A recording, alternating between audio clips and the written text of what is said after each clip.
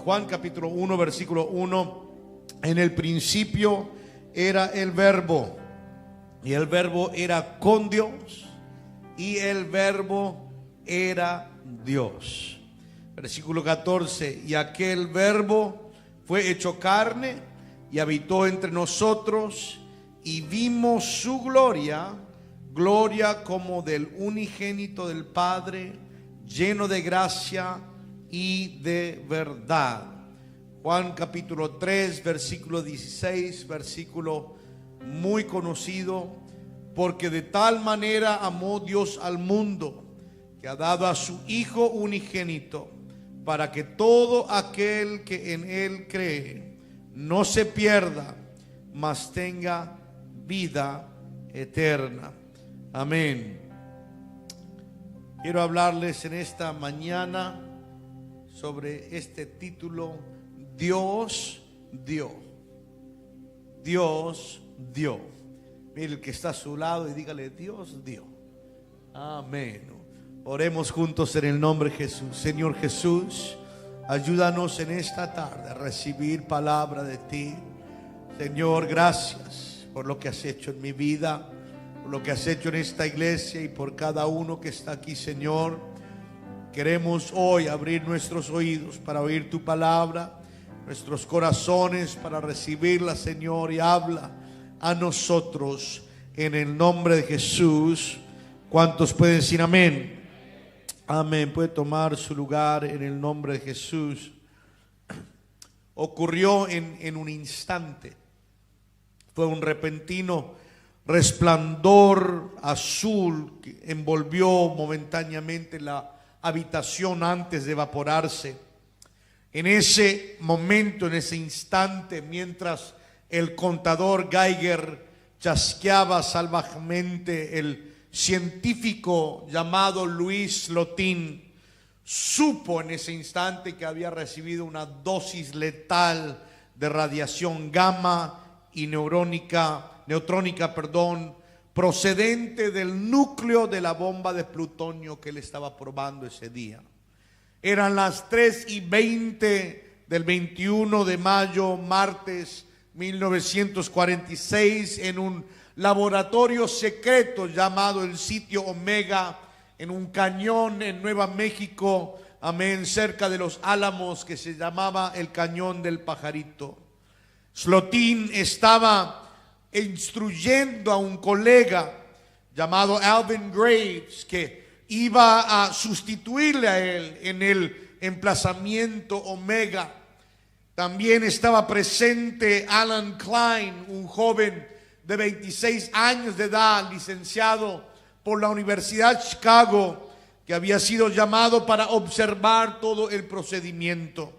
Y otros 5 colegas estaban también cerca, mientras Slotin, un físico canadiense de Winnipeg, que había formado parte del equipo que creó la bomba atómica, realizaba la acción que acercaría las 2 mitades de una esfera recubierta de berilio y convertiría el plutonio en un estado crítico. Esto lo habían hecho antes en sí. Había un término que usaban, que lo decían, era cosquillar la cola del dragón.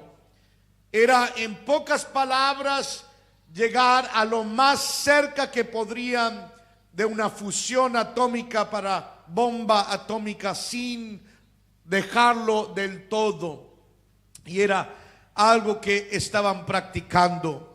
Ahora, con el pulgar izquierdo metido en una cavidad del elemento superior, Slotin había acercado la mitad superior de la esfera a la parte inferior inmóvil, y lo había hecho micropulgada tras micropulgada con mucho cuidado.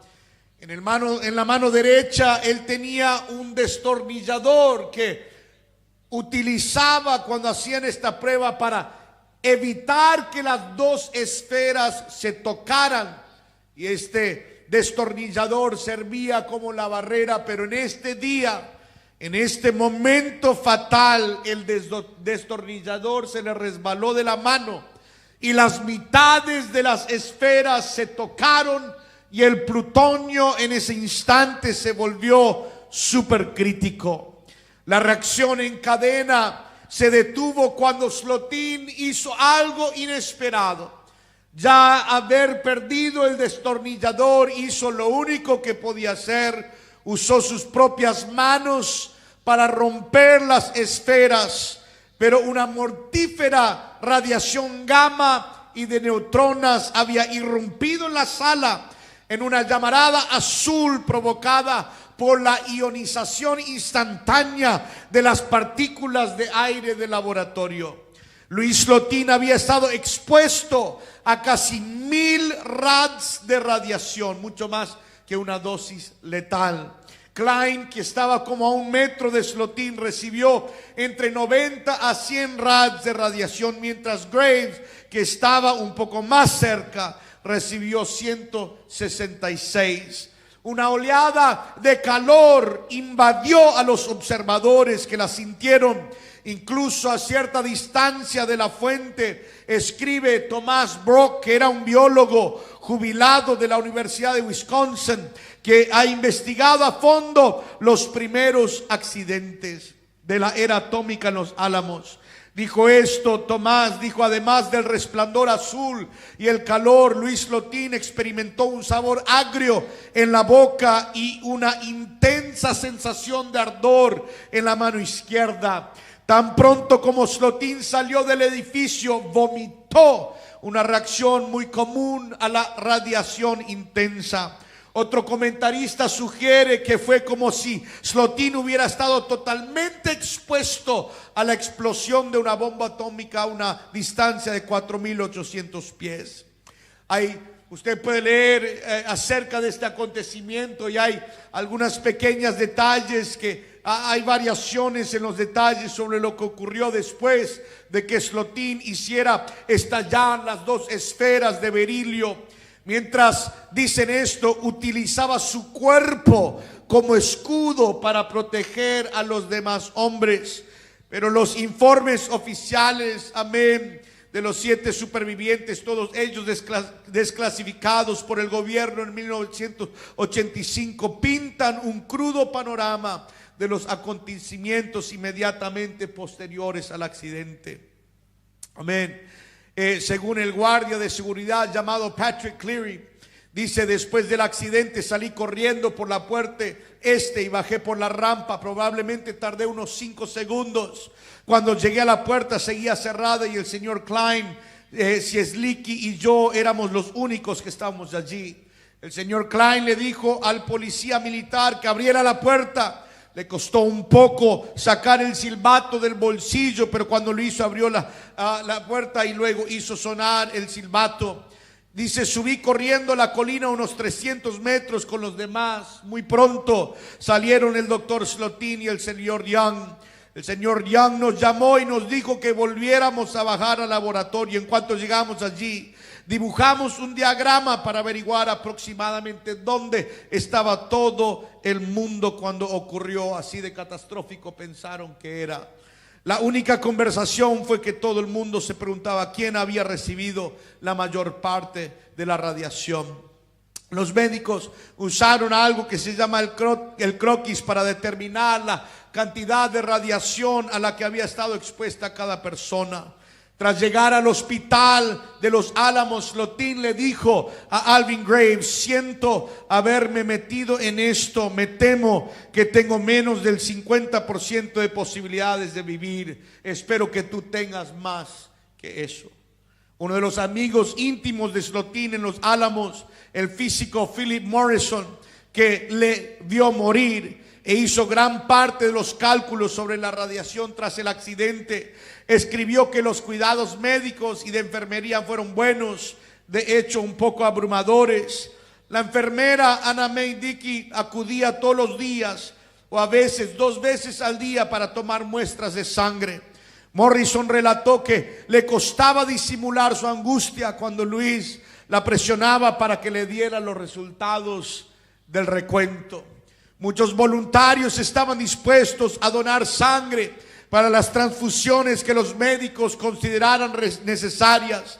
Lamentablemente, todos los esfuerzos para salvar a Slotin fueron inútiles.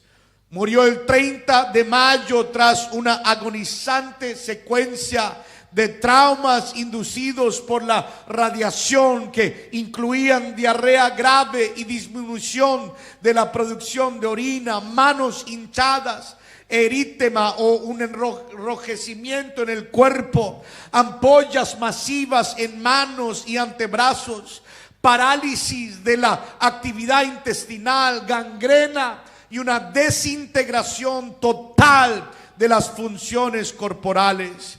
Era un simple caso de muerte por radiación, similar a lo que los científicos y el personal médico estadounidense vieron en Japón entre las víctimas de la bomba atómica. Amén.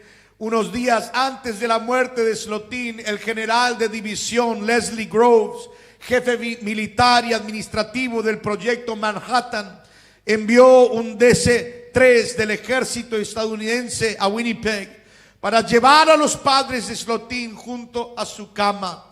Slotin les había enviado inicialmente un telegrama y luego, recuerda Morrison, con una enfermera sosteniendo el auricular, telefonó a su familia para decirles que había tenido un accidente, que estaría en el hospital durante un tiempo. Como no podía visitarlos, tal vez sugirió sus padres podrían ir a verle. Para resumir, y podríamos hablar mucho más de este hombre, es una historia muy intensa y fenomenal, y es interesante porque en un tiempo muy crítico de la historia. Pero cuando yo leo eso, simplemente veo un hombre que se dio cuenta en un instante, se dio cuenta en un momento que algo súper crítico estaba ocurriendo y que el único, amén, que podía hacer algo en el momento era él. Estando cerca de lo que estaba pasando, fue él que pudo extender su mano y frenar, amén, lo que pudiera haber sido mucho más catastrófico. Leímos ahí donde dice que relatan que él usó su cuerpo como un escudo para tratar de proteger a sus colegas y sus compañeros que estaban ahí con él.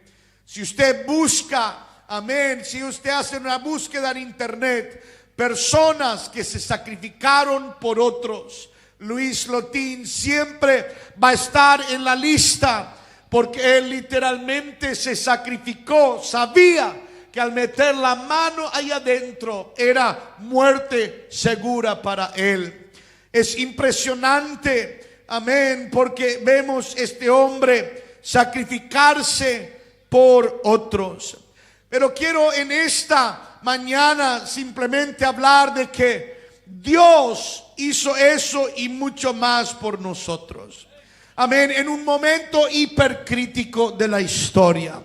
En un momento donde el hombre, desafortunadamente por su pecado en el huerto y consecuentemente lo que ha seguido por años, Dios se dio cuenta, el único, amén, que puede arreglar esto soy yo. Amén, el único que puede meter la mano en esa esfera y asegurar que no todos fallezcan en pecado, soy yo. La Biblia nos dice así, dice en 1 Timoteo 3:16, indiscutiblemente, yo personalmente creo esta mañana, esta escritura es una de las más significantes de la Biblia. Indiscutiblemente grande es el misterio de la piedad. Dios fue manifestado en carne, justificado en el Espíritu, visto de los ángeles, predicado a los gentiles, creído en el mundo y recibido arriba en gloria. Una de las doctrinas más importantes y más poderosas, amén, de la historia y de la Biblia es la manifestación de Dios en carne. La manifestación de Dios en carne es el gran misterio de la piedad, no de la deidad. Amén, la piedad, el hecho de que lo hizo por nosotros. Amén, nosotros no haríamos lo que Él hizo. La deidad se entiende claramente por la exposición de las escrituras. Y sin embargo, el hecho, hermanos, de que Dios tenga piedad sobre una humanidad falluta y pecaminosa, que continuamente le falla y peca y se revela, y que Él tenga esa piedad sobre nosotros, eso sí es un misterio. Pero quiero en esta tarde simplemente presentarle la verdad de la palabra de Dios. ¿En quién se cumple 1 Timoteo 3:16? Bueno, hermanos, Dios fue manifestado en carne. Eso significa que esto se cumple en el Señor Jesucristo. Leímos en Juan capítulo 1: en el principio era el Verbo, y el Verbo era con Dios, y el Verbo era Dios. Pero si Jesús es el Verbo hecho carne, y el Verbo era Dios, entonces ¿quién es Jesús? Jesús no es simplemente un buen hombre, no es simplemente un profeta.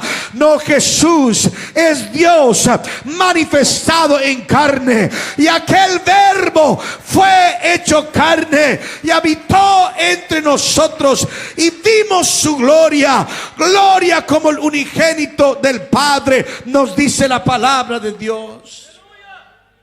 ¿Quién estaba reconciliando consigo mismo al mundo? Bueno, 2 Corintios capítulo 5 versículo 19 dice que Dios estaba en Cristo reconciliando consigo mismo. Amén. No era uno reconciliando con otro, no, era Dios reconciliando consigo mismo por medio del Señor Jesucristo. Ahora, ¿qué significa eso? El antiguo profeta dijo: cuerpo me has preparado. ¿Cuál es el problema? El problema es el problema del pecado. Y el problema del pecado solo se puede resolver con sangre. Pero Dios, Juan 4:24, Dios es espíritu. Génesis 1:1, el espíritu de Dios se movía sobre la faz de las aguas. Un espíritu es incorpóreo, no tiene carne, sangre y huesos. Entonces Dios necesitaba carne, sangre y huesos para poder ser un sacrificio adecuado por ti y por mí. Pero la Biblia dice: cuerpo me has preparado. Jesucristo no fue una segunda persona parado ahí en el cielo por una eternidad esperando su turno de ir a una cruz. No, mi hermano, Jesucristo era Dios manifestado en carne. Aleluya, era el cuerpo que Dios necesitaba para reconciliar consigo mismo al mundo. Que Dios estaba en Cristo reconciliando consigo mismo al mundo. Amén. Que no puede reconciliar consigo mismo y ser dos diferentes cosas. Amén. Miren lo que nos dice la palabra de Dios en Juan capítulo 1 versículo 18. ¿Está bien si les enseño un poquito? Amén. Juan 1:18 dice así: a Dios nadie le vio jamás. ¿Por qué? Porque Dios es espíritu. Otra vez repito, un espíritu es incorpóreo. En el Antiguo Testamento Dios les había dicho que nadie podía ver su rostro y vivir. Amén. Entonces en el Antiguo Testamento Dios se presentaba al pueblo en símbolo, en figuras, en sombras.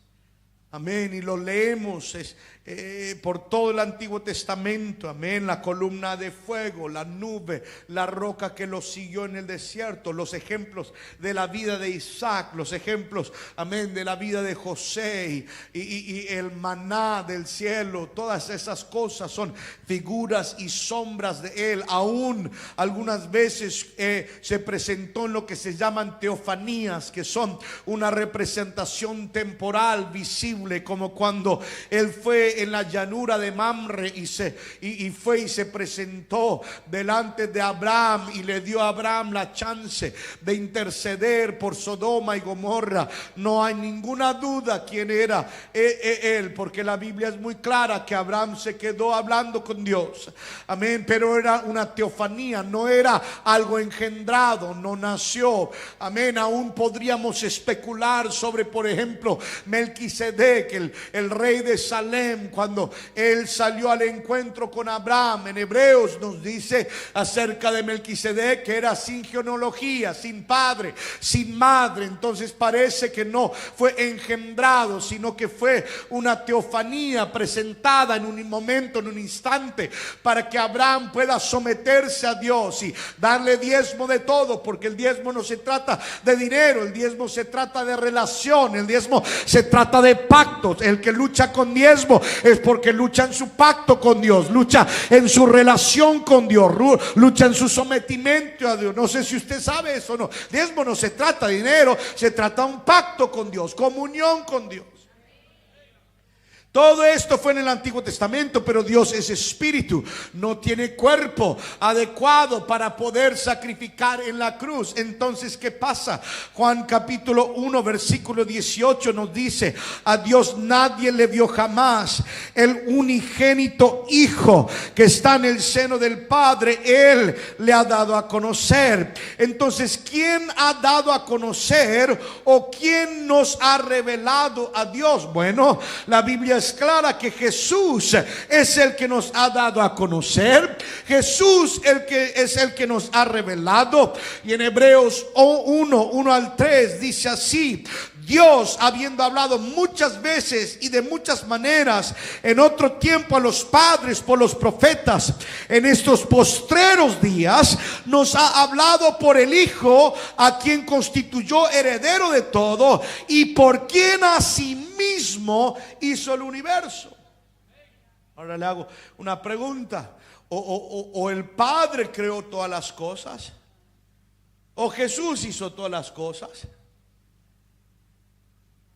Amén. Porque si los separamos, hay dos creadores. En el principio creó Dios los cielos y la tierra, pero aquí dice que por medio de Jesucristo hizo todas las cosas. Entonces, ¿cuántos creadores hay? Bueno, cuando entendemos que son uno y el mismo, que no hay una diferencia entre ellos, no hay, amén, una contradicción en sí. Déjeme ir un poquito más allá. Esto es Instituto Bíblico, y hermanos, para todos, para que sepa. Isaías capítulo 9 versículo 6, que lo decimos mucho, pero preste la atención, es tan sencillo, porque ahí está. Isaías 9:6: porque un niño nos es nacido, hijo, todos digan hijo nos es dado, y el principado sobre su hombro, y se llamará su nombre admirable, consejero, Dios fuerte, Padre eterno, príncipe de paz. ¿Quién es el Padre eterno? El Hijo que es nacido. ¿Quién es el Hijo que es nacido? Jesús. En un versículo está resumido. Amén. Niños nos es dado, hijo nos es nacido, y ese hijo es el Padre eterno. Entonces, ¿quién es la imagen de Dios? Ya que Dios es incorpóreo y no tiene cuerpo, ¿quién es la imagen de Dios? Bueno, vamos a Colosenses capítulo 1 versículo 15. Mire lo que dice la Biblia. Colosenses 1:15 dice, bueno, vamos a en sí leer el 14. Dice: en quien, hablando de Jesús, tenemos redención por su sangre, el perdón de pecados. Él es la imagen del Dios invisible, el primogénito de toda creación. Segunda de Corintios capítulo 4 versículo 4 lo dice así. Segunda de Corintios 4:4 dice: en los cuales el Dios de este siglo cegó el entendimiento de los incrédulos, para que no le resplandezca la luz del evangelio de la gloria de Cristo, el cual es la imagen de Dios. Déjeme ayudarle con algo. Cuando usted va al cielo, usted no va a ver uno sentado en el trono y otro sentado a su derecha o parado a la derecha y una paloma volando por ahí. Usted no va a ver eso. Amén. Dios solo tiene una imagen. Esa imagen, según la palabra de Dios, es Cristo Jesús. La Biblia dice que Él es la imagen de Dios. Dios, siendo espíritu, no hubiera tenido una imagen, pero cuando Dios se manifiesta en carne, ahora Él tiene algo que no tenía antes. Tiene una imagen visible de un Dios invisible. Cuando usted va al cielo, cuando usted llega al cielo, amén, según Apocalipsis, va a haber un trono en el cielo y uno va a estar sentado en ese trono, y el que está sentado en ese trono es el Cordero y el León. Es el Señor Jesucristo, Dios de la gloria. Es la imagen visible del Dios invisible. Cuando usted llega al cielo, usted va a ver a Jesús, porque son una y la misma cosa. ¿Me están entendiendo? ¿Quién es el Cordero? Según Génesis, ¿quién es el Cordero? Jesús. Pero según Génesis 22, versículo 8, amén, están subiendo al monte Abraham con Isaac. Isaac sabe todas las cosas que se necesitan para un sacrificio adecuado, y él se da cuenta que algo falta. Entonces le pregunta a su padre Abraham, le dije, tenemos todo menos el cordero, menos el holocausto. No tenemos el holocausto. Y mire lo que responde Abraham. Respondió Abraham, amén, y dijo proféticamente, él dijo: Dios se proveerá de cordero. ¿Quién es el cordero? Jesús. ¿Quién es el cordero? Dios. Abraham, capaz que ni se dio cuenta lo que él había hablado en ese momento. Él no dijo: Dios se proveerá un cordero para el momento ahí en el monte Moría. No, Abraham habló del monte Calvario, no del monte Moría. Dios se proveerá de cordero. ¿Cómo? Dios se manifestó en carne. ¿Quién es el cordero? Jesús es el cordero. ¿Quién es la imagen de Dios? Jesús es la imagen de Dios. ¿De quién era el cuerpo de Jesús según Hebreos 10:5? Bueno, Dios había dicho: cuerpo me has preparado. Entonces el cuerpo era preparado para Dios. Jesús es Dios. Entonces podríamos decir que el cuerpo de Jesús era el cuerpo de Dios, escogido por Él. Ahora, lo que pasa es esto. Vamos, bueno, voy a pausar porque quiero decir muchas cosas. Pero el verbo no es una persona literal. La palabra griega es logos, que puede significar la expresión o el plan, un diseño, la mente de Dios. La Biblia nos dice: el verbo era, en el principio era el verbo, y el verbo era con Dios, y el verbo era Dios. Porque tus pensamientos, tus planes, tus ideas, amén, tu expresión es quien eres. La encarnación, hermanos, existía en la mente de Dios antes de que el mundo comenzó. Por eso la Biblia puede decir que Él fue el cordero inmolado antes de la fundación del mundo. Yo les he enseñado a mis hijos algo que yo creo enfáticamente, y eso es: nosotros fuimos creados a la imagen de Dios. Pero Dios es espíritu, no tiene imagen, ¿verdad?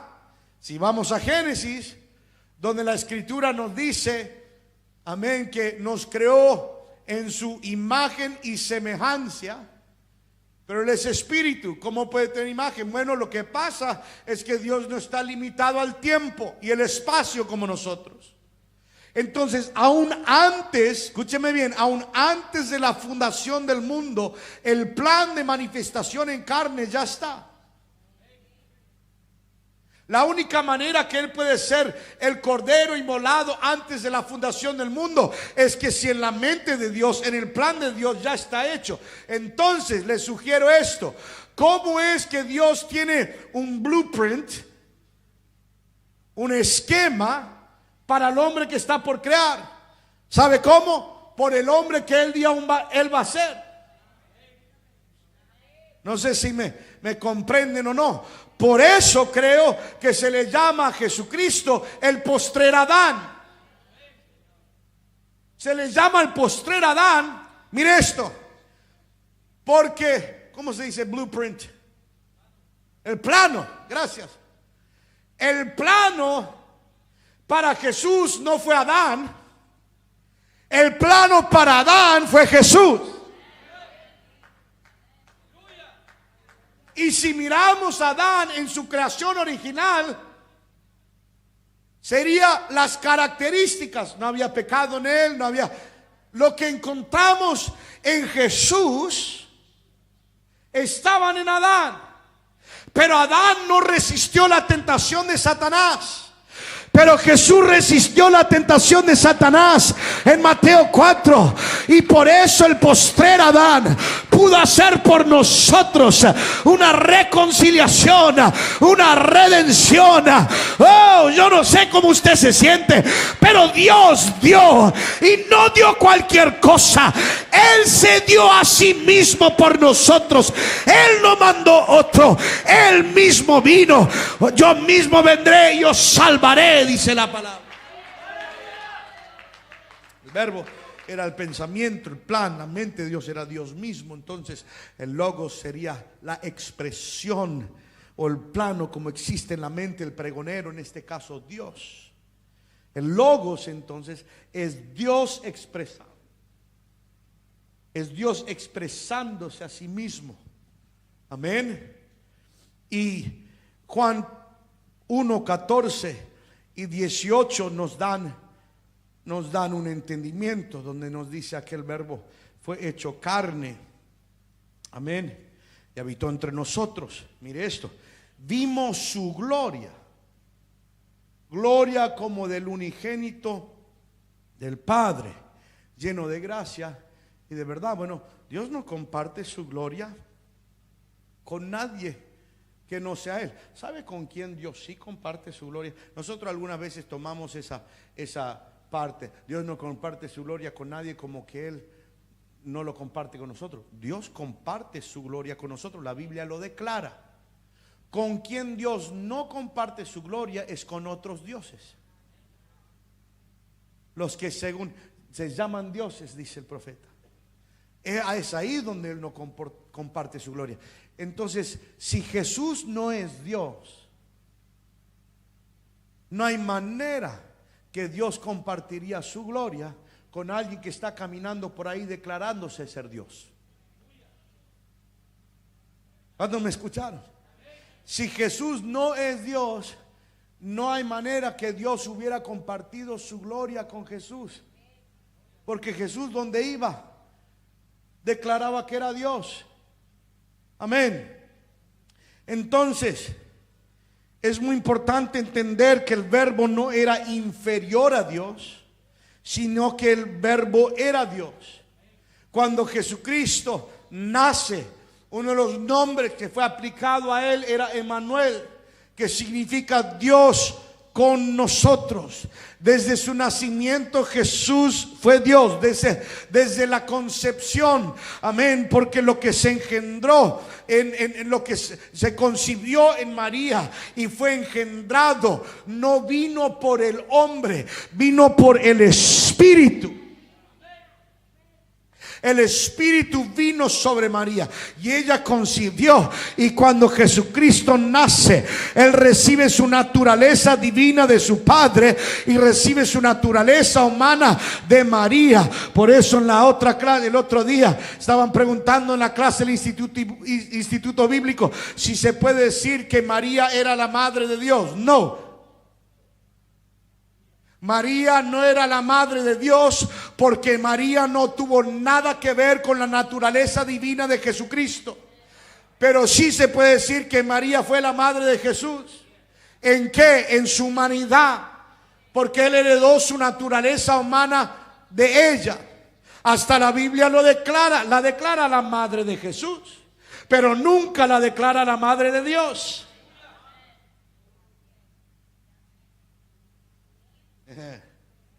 Pero Jesucristo es Dios con nosotros. Jesucristo es Dios desde su nacimiento, desde Belén, desde el principio. Y Jesús, como hijo engendrado, como dije, recibió su naturaleza divina de Dios y su naturaleza humana de María. Desde la concepción y su nacimiento, Jesús tenía la naturaleza de Dios y la naturaleza humana en Él. Por eso Él podía ir en una barca en el agua, o si no, Él podía venir caminando sobre las aguas. Por eso Él podía tener hambre como un hombre, pero podía multiplicar los panes y los peces como Dios.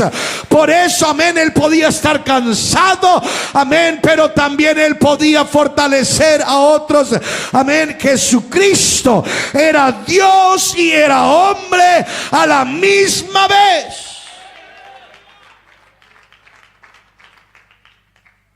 Amén.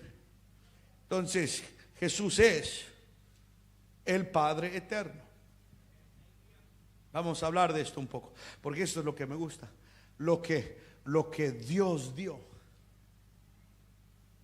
se dio a Él. Él mismo se dio.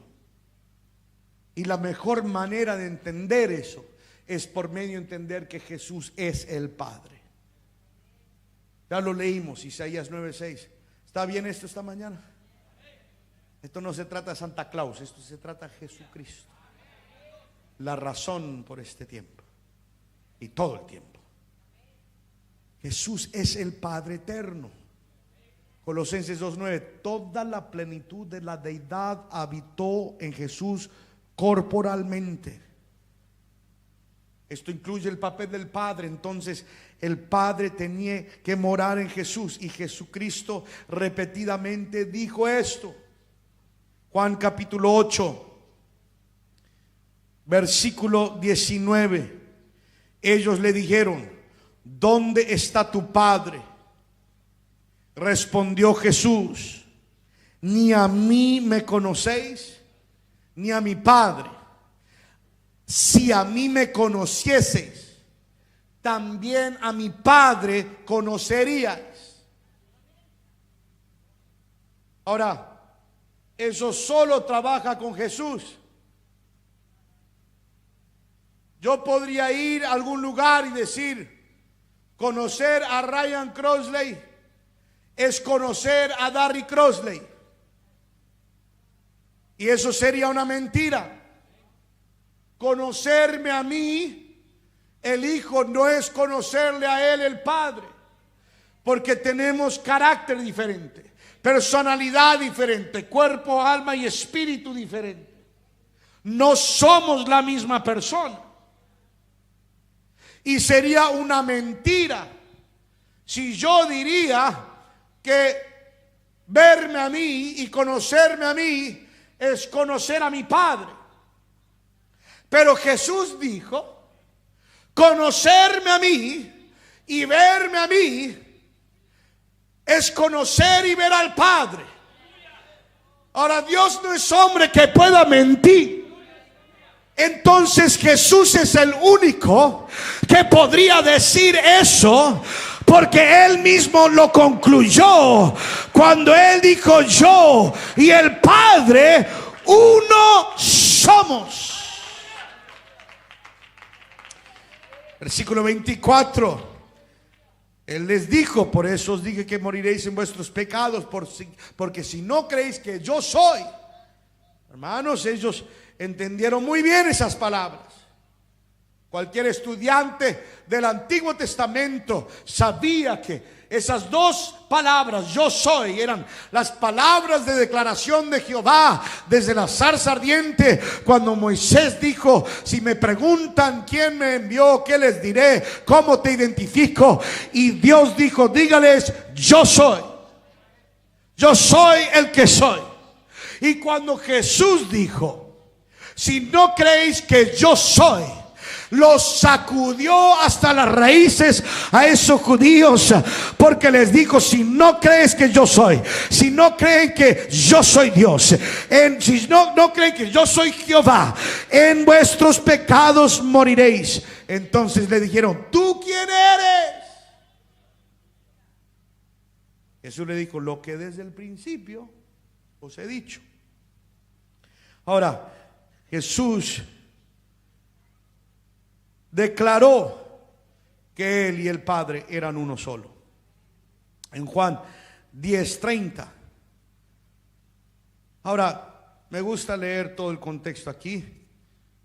24 dice: y le rodearon los judíos y le dijeron: ¿hasta cuándo nos turbarás el alma? No, les estaba turbando el alma a los judíos. ¿Por qué? Porque los judíos esperaban el Mesías.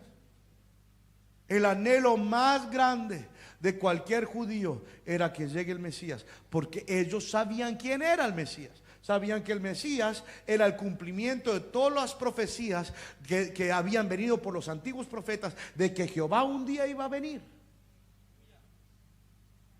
Zacarías 14:9: en ese día Jehová será uno y uno su nombre, yo os vendré y os salvaré. Él repetidamente podríamos dar, pero docenas de profecías, y cada judío sabía que si la persona delante de ellos era el Mesías, este era Jehová en carne, venido para ellos pensaban para establecer su imperio. Entonces, cuando ellos están hablando, queden en cuenta muy claramente, ellos saben lo que están preguntando.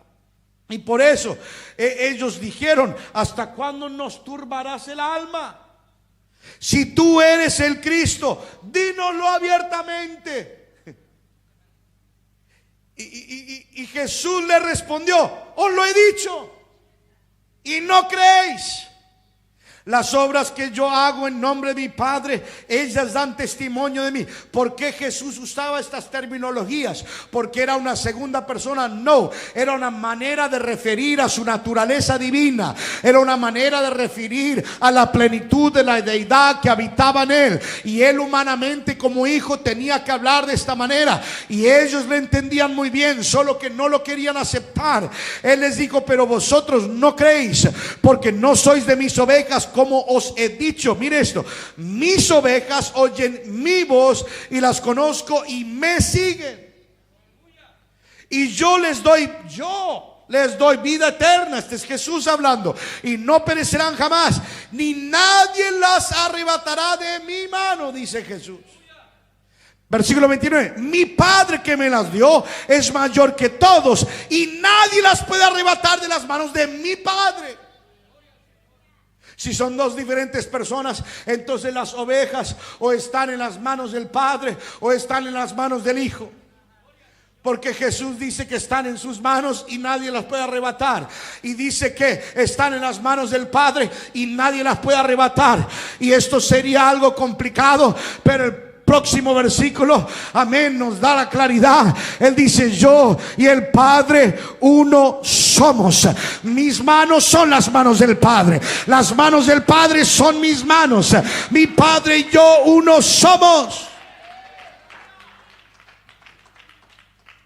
Y ellos le entendieron, porque la Biblia dice que volvieron a tomar piedras para apedrearle. Le entendieron bien lo que él dijo. Ahora, déjeme leerle esto. Ver a Jesús es ver al Padre. Juan 12:45.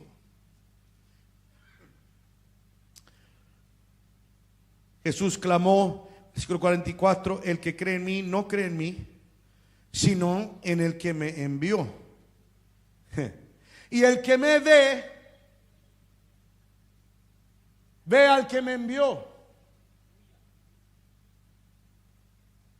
Eso era una declaración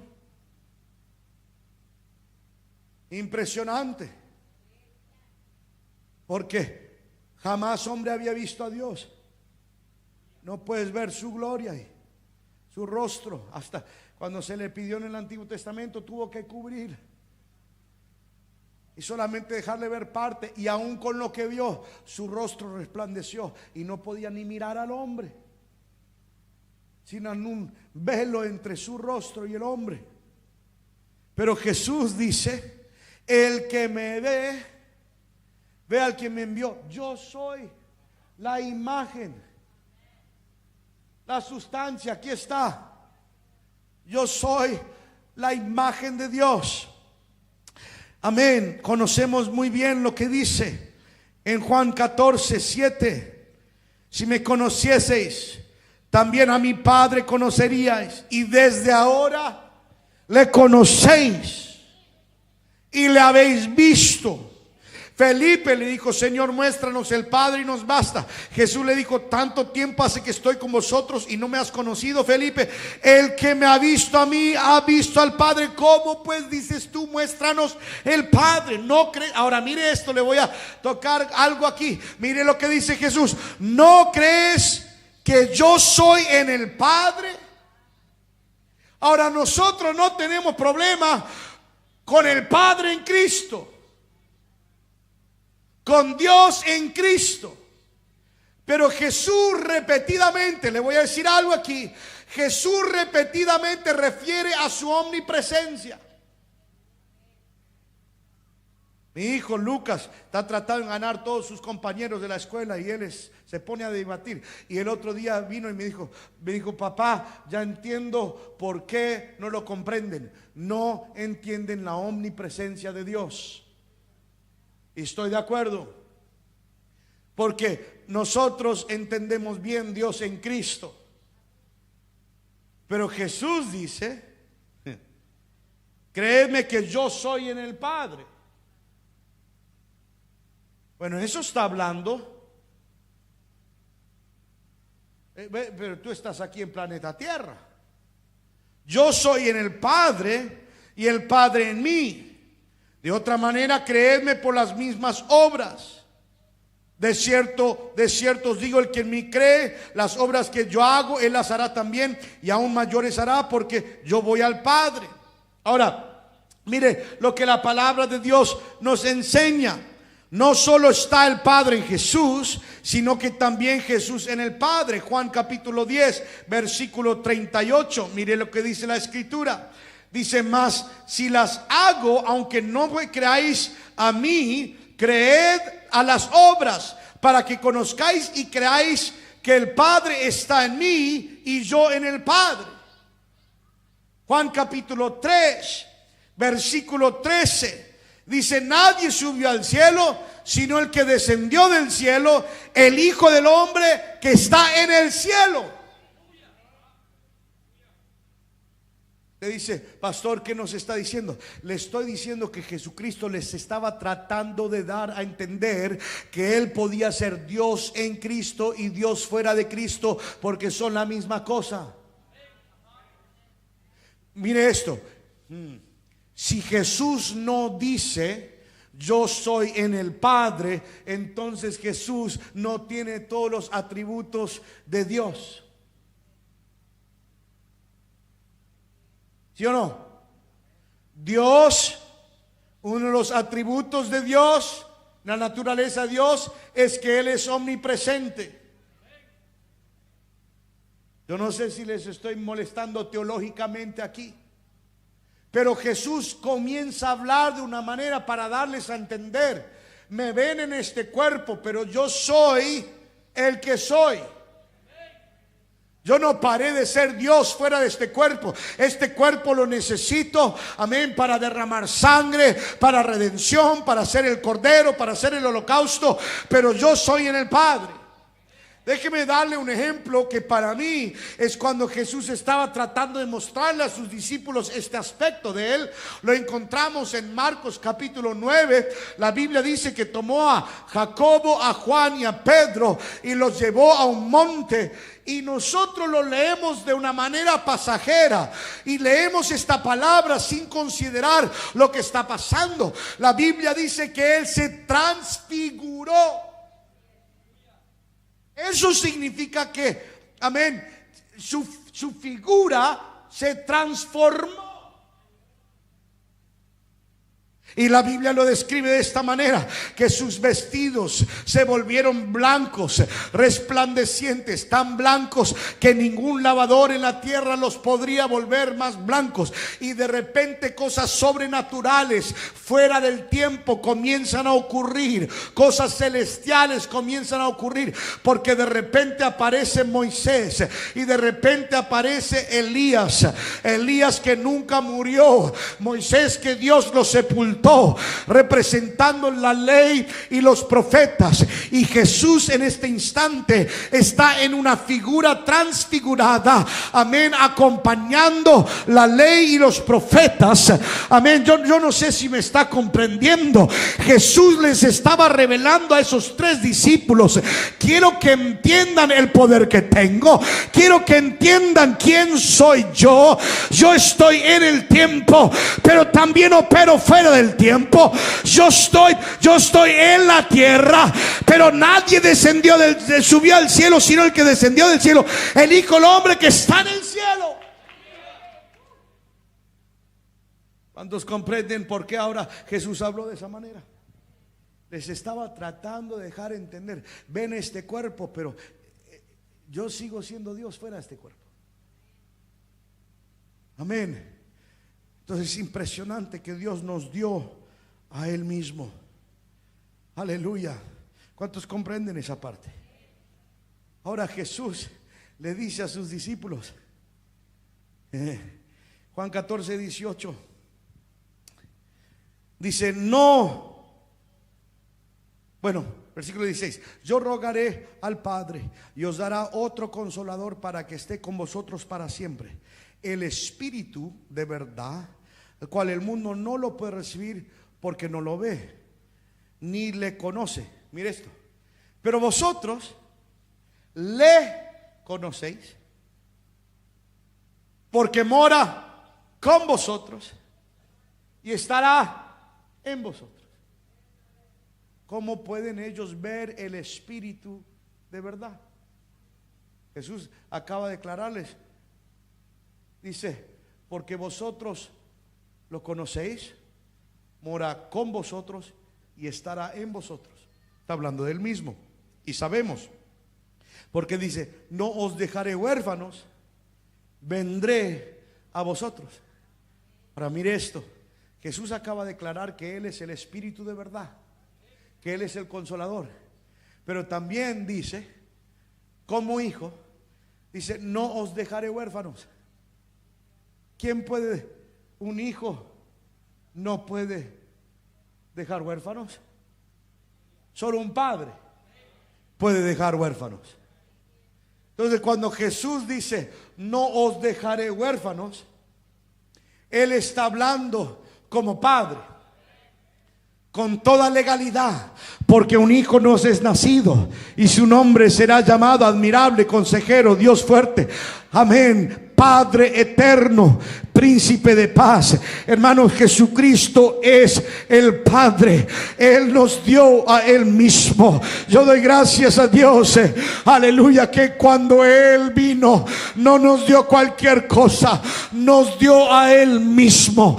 Él nos estaba reconciliando consigo mismo. Él, aleluya, vino y pagó el precio por nosotros. Aleluya. ¿Quién resucitará? ¿Quién envió el Consolador? Bueno, aquí es claro. ¿Quién resucitará a todos los creyentes? Amén. ¿Quién contesta las oraciones? ¿Quién santifica? ¿Quién quita el pecado del mundo? Jesucristo, que es Dios manifestado en carne. Póngase de pie conmigo. Yo no sé cómo usted lo ve, pero para mí es fascinante. Es fascinante. Grande es el misterio de la piedad.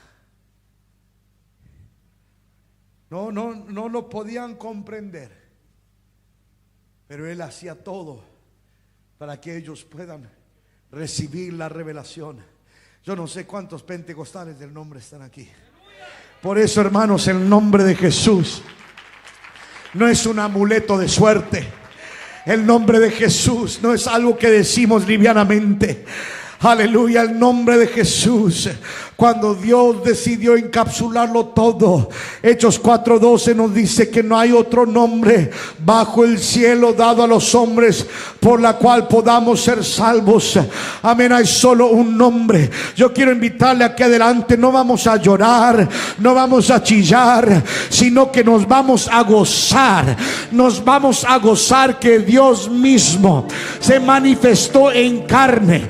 ¿Cuántos pentecostales que han tenido una revelación del nombre de Jesús? Usted no tiene que dudar. Cuando usted llega al cielo, amén, vamos a ver al Señor Jesucristo sentado en ese trono. Y le digo por qué me motiva esto. Porque eso significa que en Él tenemos todo lo que necesitamos. ¿Quieres sanidad? Hay sanidad en Él. ¿Quieres poder? Hay poder en Él. ¿Quieres bendición? Hay bendición en Él. El diablo te quería, pero el Padre vino, se manifestó en carne. Ahora vamos a cantar esa canción. The same one. I'm in the same mode. Lo que pasa es que no traduce bien en el español. Porque en el puente de esta canción dice: Hell lost another one, I am free. Que significa el infierno se perdió otro, yo soy libre. El infierno te quería en tu alcoholismo. El infierno te quería en tus vicios. El infierno te quería en tu adicción. El infierno te quería ladrón. El infierno te quería, pero Dios se manifestó en carne. Aleluya. Se preparó un cuerpo y ese cuerpo murió en la cruz. Y esa cruz del Calvario, aleluya, es un trofeo para nosotros, porque la sangre de Jesús nos redimió. Y el infierno que me tenía a mí ya no me tiene más, porque Dios dio